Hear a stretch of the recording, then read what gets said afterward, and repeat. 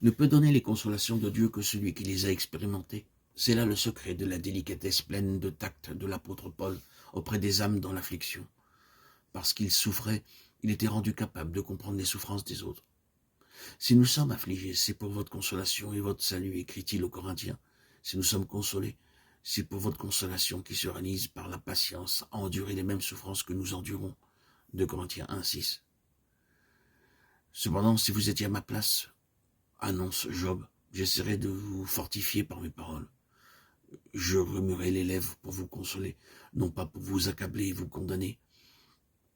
Je ne vous servirai point de lieu commun sur la grandeur de Dieu et la corruption de l'homme. Je ne vous dirai point que votre calamité est méritée. Et nous, en ce siècle, ne sommes-nous pas aussi bien souvent des consolateurs fâcheux, bien que nous vivions à la lumière de l'Évangile et que nous connaissions celui qui a été rendu parfait par les choses qu'il a souffertes. Ils sont nombreux ceux qui nourrissent au fond de leur cœur les mêmes pensées que les amis de Job. Le fait d'être indemne de la souffrance donne pour eux la preuve d'être en règle avec Dieu, puisque eux-mêmes sont gardés de l'épreuve. On entend dire, Christ a porté nos douleurs, il a porté la croix pour que nous n'ayons pas à la porter. Combien peu ont compris les desseins de Dieu, ses pensées profondes concernant l'extraordinaire sacrifice de son Fils bien-aimé sur le bois de la croix. Le Christ a porté nos douleurs, il est vrai, mais c'est afin que nous puissions entrer dans sa douleur concernant le monde et son peuple. Il a porté la croix. C'est pour nous amener à lui, dans la communion de ses souffrances, jusqu'à la croix. Il nous a délivrés de nos propres fardeaux, pour que nous puissions partager avec lui, selon notre mesure, le fardeau des âmes, et achever les souffrances de Christ pour l'amour de l'Église, qui est son corps. Or, pour ce service, il faut que nous soyons comme broyés, comme brisés, pour être débarrassés de notre dureté naturelle. Autrement, comment pourrions-nous travailler à relever, à fortifier ceux avec qui nous sommes en contact? Hélas, il m'a épuisé, dit Job. Tu as ravagé toute ma maison.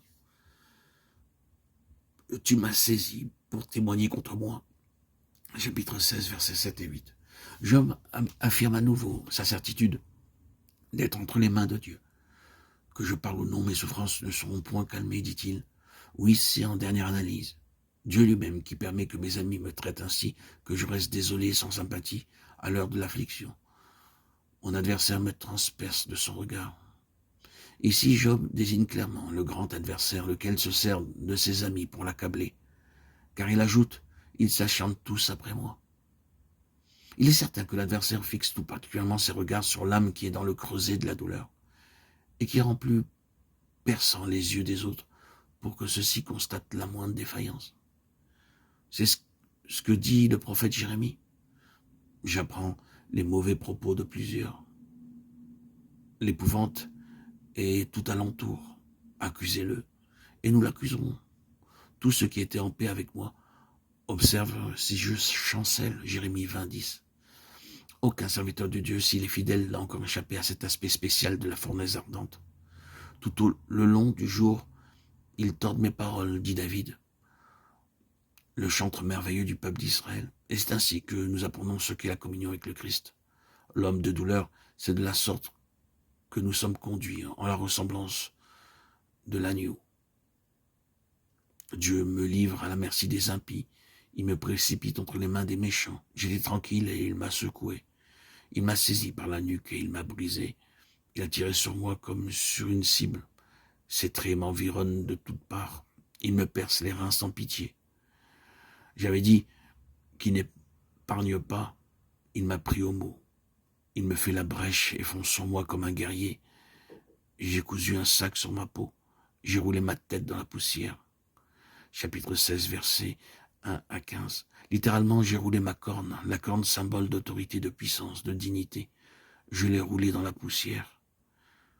Les pleurs ont altéré mon visage. L'ombre de la mort est sur mes paupières. Je n'ai cependant commis aucune violence et ma prière est pure. Déjà maintenant, mon témoin est dans le ciel. Mon témoin est dans les lieux élevés.